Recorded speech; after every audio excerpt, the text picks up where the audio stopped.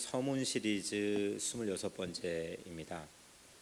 요나를 하나님이 택하게 하셨는데, 요나는 예수 믿지 않는 사람도 사실은 많이 익숙하게 아는 책입니다. 총 4장밖에 되지 않는 짧은 책입니다. 그냥 그 자리에서 여러분들 셀폰으로 기사 하나 읽는 마음으로 그 정도 시간을 소비하면 그 자리에서 다 읽을 수 있는 아주 짧은 내용이 담겨 있는 책입니다. 1장에는 큰 폭풍을 만나서 요나가 바다에 자기 몸을 던지는 장면이 주된 무대로 등장을 소개가 됩니다. 바다에 빠졌는데 어떻게 됐습니까? 요나 큰 물고기가 나타나서 요나를 확 삼켜서 그 물고기 뱃속에 3일 동안 있는데, 2장은 그 물고기 뱃속에서 요나가 기도를 드립니다. 하나님 너무너무 감사합니다. 그래서 그 물고기 뱃속에서 기도한 기도문의 내용이 2장에 담겨 있고요. 3장은 이제 속 차려가지고 이제 새로운 마음을 가진 요나가 물고기 바깥으로 육지로 나오게 됩니다. 거기에서 하나님 본래 명령 주신 대로 니느웨로 가서 복음을 전하는데, 정말 예기치 않게 그 안에 있는 모든 백성들 12만 명의 니느웨 모든 시민들이 갑자기 어마어마한 회개를 합니다. 그리고 하나님은 그 심판을 내리기로 했던 작정을 유예를 합니다. 이게 3장의 내용입니다. 4장은 니느웨 사람들이 회개하는 모습을 보고 요나의 반응을 소개하는데, 요나가 화가 납니다. 분노하는 장면이 소개가 됩니다. 1장에서의 주된 스테이지 무대는 큰 풍랑을 맞은 배, 2장은 바닷속의 물고기 뱃속, 3장은 큰 세계의 가장 당시 최고의 도시였던 니느웨라고 하는 도시, 4장은 크게 실망하고 크게 화를 내고 있는 요나의 마음, 4장의 스토리를 담고 있는 게 요나입니다. 오늘은 우리가 이 서문 시리즈를 하면서 이 1장에 담겨 있는 내용을 함께 읽었습니다. 한 사람이 배 갑판 위에 서 있습니다.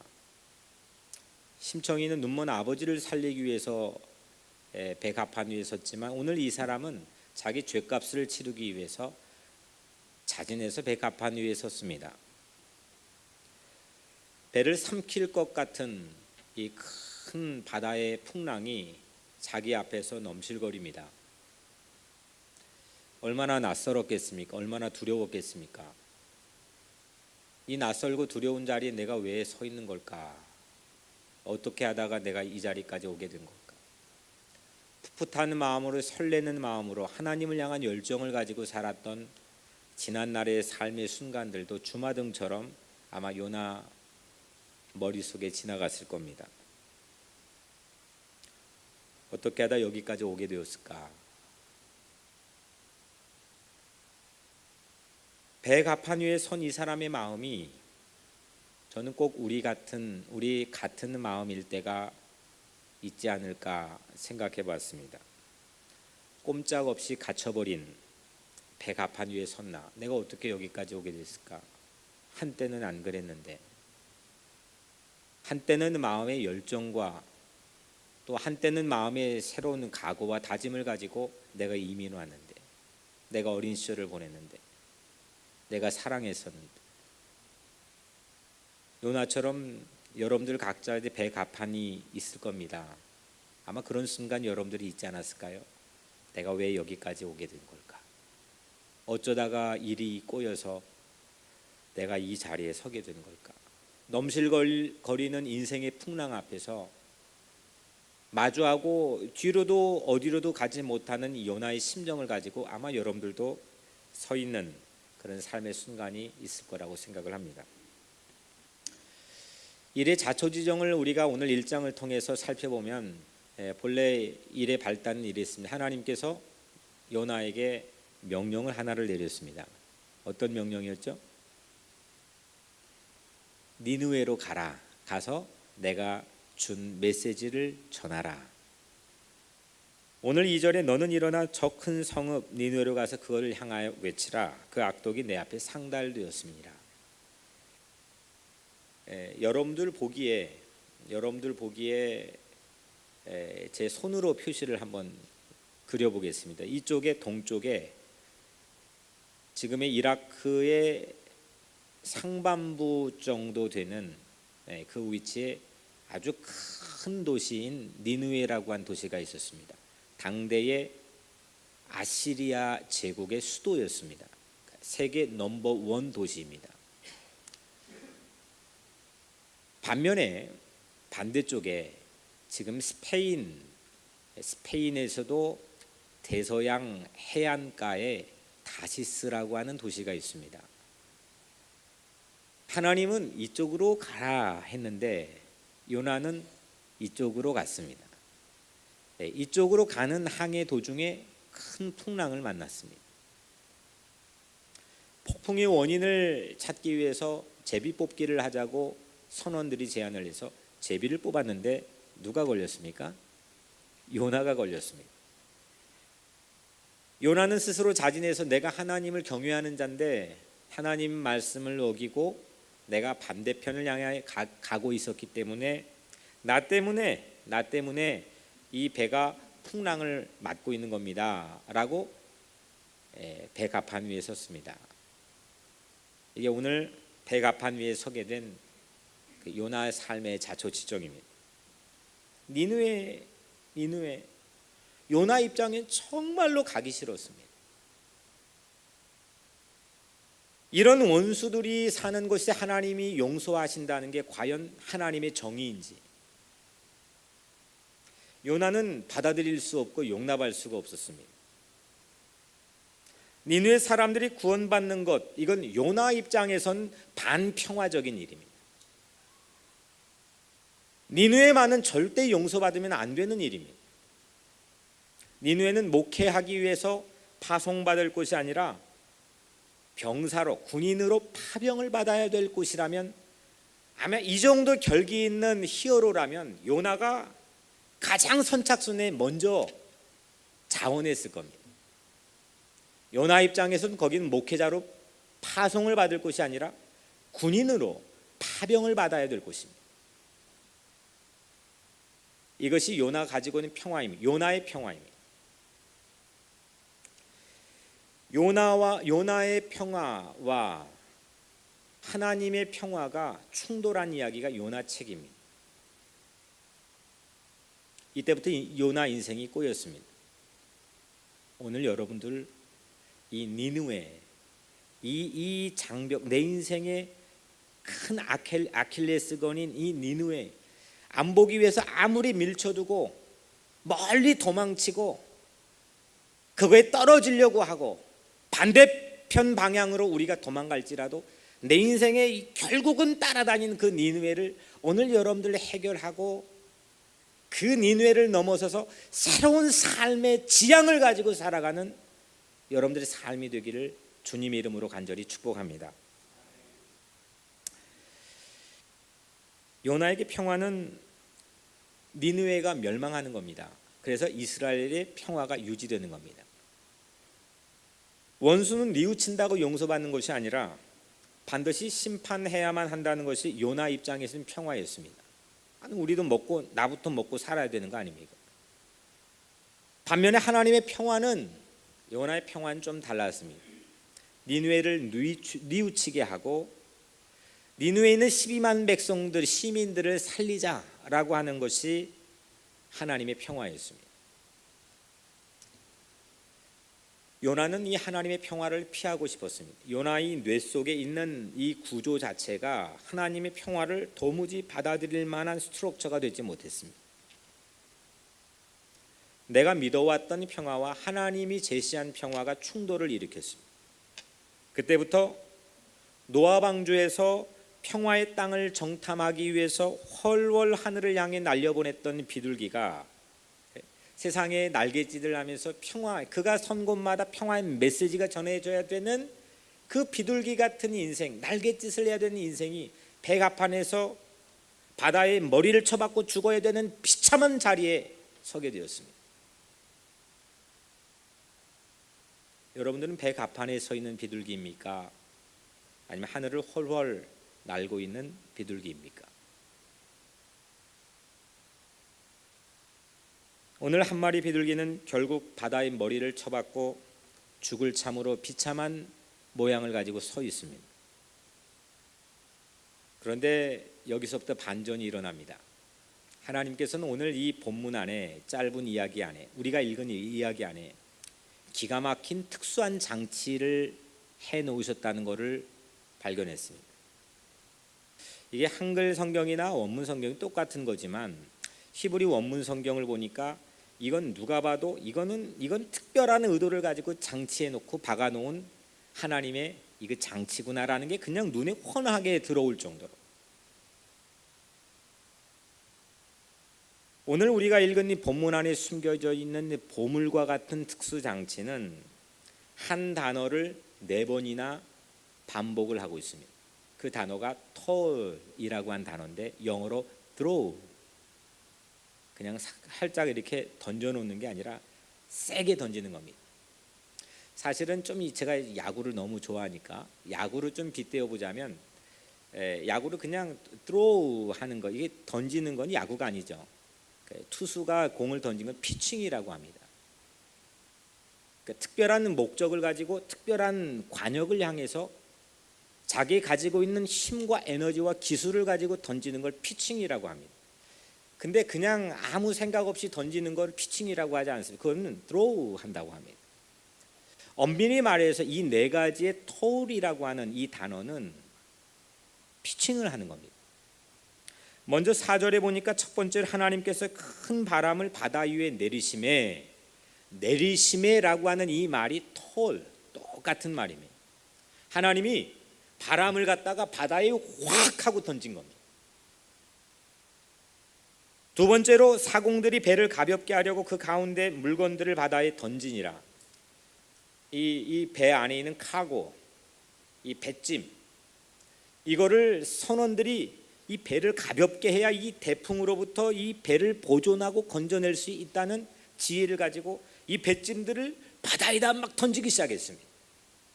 이때도 토입니다. 세 번째로 나를 들어 바다에 던지라. 그리하면 바다가 너희를 위하여 잔잔하리. 이건 요나가 한 말인데, 나를 들어서 바다에 던져라. 요나가 백합판 위에서 한 말입니다. 나 때문이다. 내 잘못이다. 나를 바다에 던지면 이 바다가 잔잔해질 것이다. 15절에 요나를 들어 바다에 던짐에 바다가 뛰노는 것이 곧 그친지라. 실제로 요나를 바다에다 확 피칭을 했더니 바다가 잔잔해졌습니다. 하나님께서 큰 great wind를 바다에 확 던진 것은 요나를 반역의 길에서 되돌이켜 요나를 건지기 위함입니다. 요나 한 사람을 스탑시키기 위해서 브레이크를 건 겁니다. 선원들이 바다에 배짐을 던진 것은 이거 침몰 일보 직전에는 배를 살리고 건지기 위해서 배짐을 던졌습니다. 요나가 바다에 자신을 던진 것은 무죄한 선원들을 하나님의 진노에서 건지기 위해서 자기를 바다에 던지려고 했습니다. 그런데 여기에서 이 말씀들을 묵상하면서 보니까 요나의 생각이 애시당초 하나님의 생각과는 멀 수밖에 없다는 것을 깨달았습니다. 이게 요나는 태생적으로 하나님의 샬롬, 하나님의 평화, 하나님의 뜻, 그가 아무리 하나님을 잘 믿고 그가 아무리 하나님의 말씀에 아주 순응하는 그런 사명자였을지라도 애시당초 지금 오늘 이 말씀들을 보니까 요나는 하나님과 매우 거리가 먼 다른 디렉션을 향해서 걷고 있는 사람이라는 게 보여졌습니다. 오늘 요나가 가지고 있는 평화 이데올로기나 요나가 가지고 있는 어떤 평화에 대한 생각들은 세상에 많이 찾아볼 수 있지만 자기를 던져서,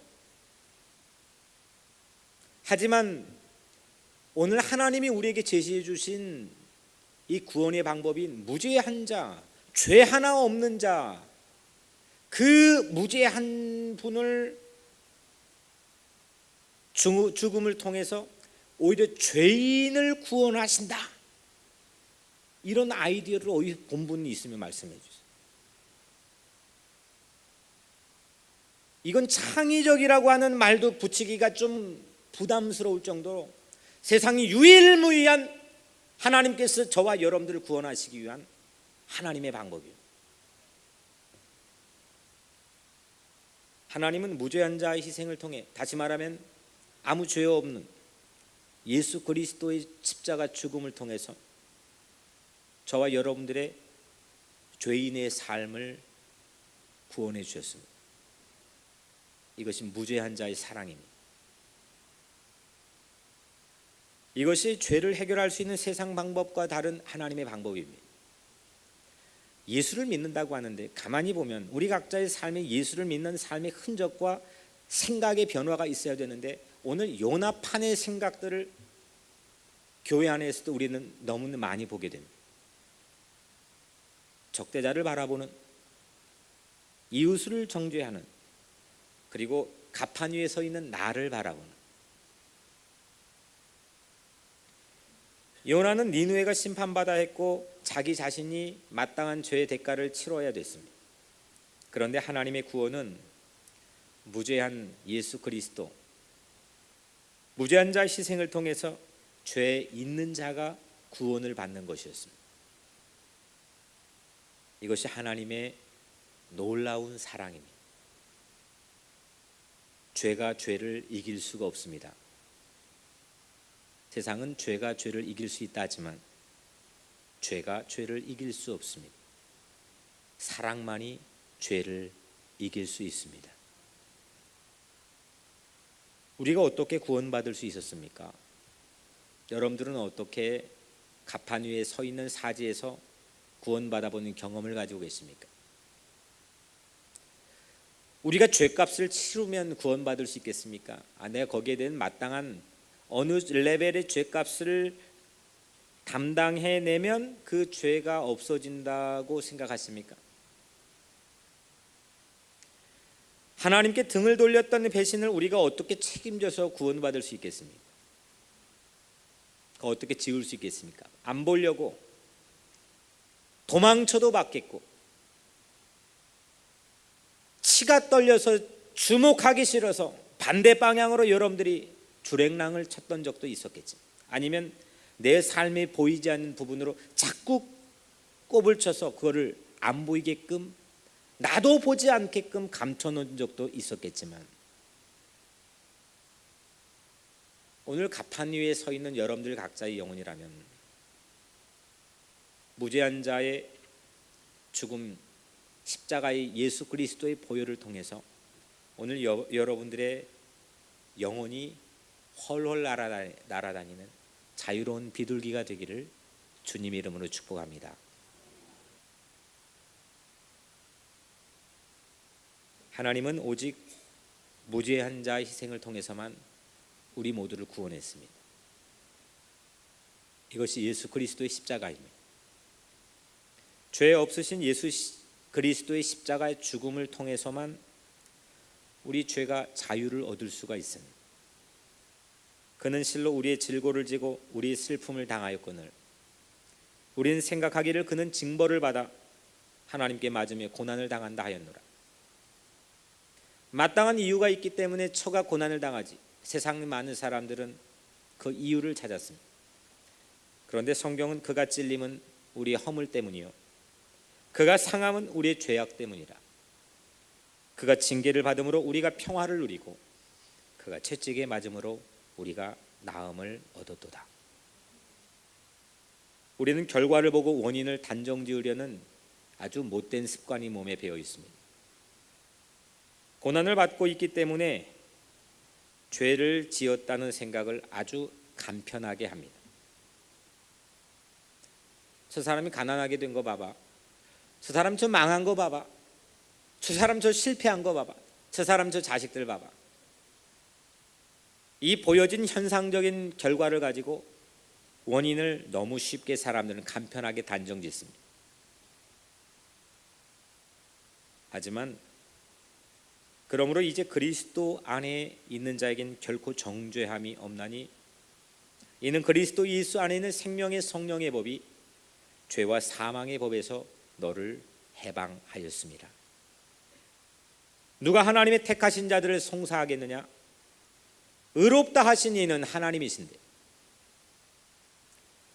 이 하나님의 사랑 때문에 니느웨를 희생 제물로만, 요나를 희생 제물로만 하나님은 버려둘 수가 없었습니다. 요나를 통해 니느웨를 구원하려고 했고 큰 물고기를 통해 요나를 살리려고 했습니다. 심지어는 하나님께 등을 돌리고 배신한 요나일망정 그를 돌이켜 구원하려고 하는 마음이 하나님의 마음이었습니다. 이 마음은 큰 마음입니다. 감히 저도 매일 매주 그 뜻을 묵상하고 연구하고 파헤치고 붙잡고 살려 하는 한 인생도 감히 가늠이 되지 않는 큰 마음입니다. 옹졸한 마음이 아닙니다. 속 좁은 마음이 아닙니다. 큰 마음입니다.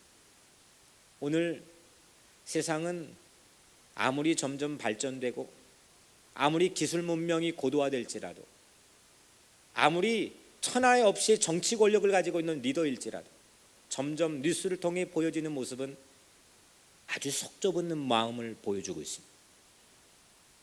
뻔히 들켜버릴 것, 세상이 뻔히 아는 다 같은 마음 고상하게 뒤집어 씌워놓고 속 좁은 마음을 가지고 세상이 전쟁을 하고 테러를 하고 자기 이권과 자기 경제적 이득을 위해서 연약한 사람들의 안위는 조금도 생각하지 않는 시대를 살고 있습니다.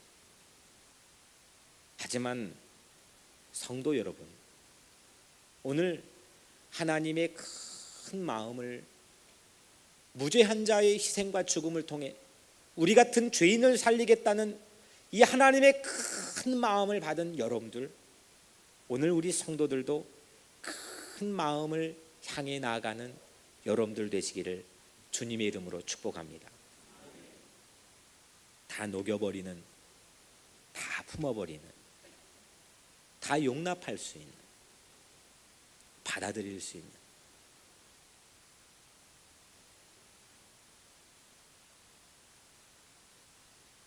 하나님께서는 큰 폭풍을 요나 뱃길에 던졌습니다.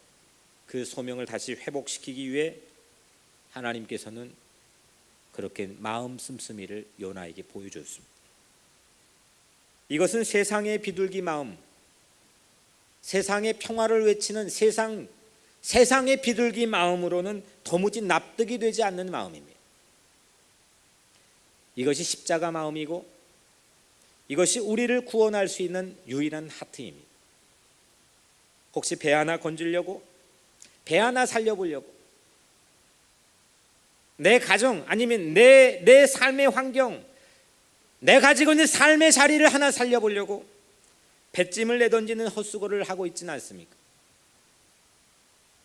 혹시 내 죄책감 때문에 계속 나를 치고 나를 자책하며 비뚤어진 자존감으로 살아오진 않았습니다. 도리 하나님께서는 우리가 실패한 도피로 도주로에 대풍을 던졌습니다. 그 거대한 폭풍이 우리의 새로운 길을 알려주는 이정표가 될 줄이야 누가 감히 상상이나 있겠습니까? 세상의 째째한 비둘기 마음으로는 도무지 가늠이 되지 않는 하나님의 큰 마음, 우리를 다시 날게 만드는 마음, 우리를 다시 훨훨 자유롭게 인도하는 마음, 이제 우리가 평화의 비둘기가 되시기를 바랍니다. 정말 진정한 쪼나의 삶, 우리 각자를 통해서 세상의 긴장과 갈등이 고조되어가는 세상의 모든 방방곡곡에 우리 삶을 통해 평화를 맛보게 하는 진정한 쪼나의 삶. 평화의 메시지를 전하기 위해 헐헐 나는 그런 비둘기로 오늘 이 시간 거듭날 수 있도록 성령께서 여러분들을 터치해 주시기를 주의 이름으로 축복합니다. 우리 자신에게 복음을 들려줍시다. 사실 이 시대는 예수 믿지 않는 바깥에 나가서 복음을 전하는 일도 소중한 일이지만 기독교 2000년 역사의 사실 유래를 찾아볼 수 없을 만큼 이 교회 안에서 복음이 들려져야만 되는 그런 시대를 살고 있습니다. 우리가 우리에게 복음을 전해야 됩니다. 우리가 내 교우에게 복음을 전해야 되고, 우리가 내 자녀에게 복음을 전해야 되고, 목사가 복음을 들어야 되고, 여러분들 각자가 복음을 들어야 되고, 무죄한 예수를 통하여 죄값은 이미 치루어졌다고 하는 이 놀라운 복음, 이 놀라운 하나님의 큰 마음을 오늘 여러분들 듣기를 주님의 이름으로 축복합니다. 사랑하는 성도 여러분, 배가판 위에 서 있지 마십시오.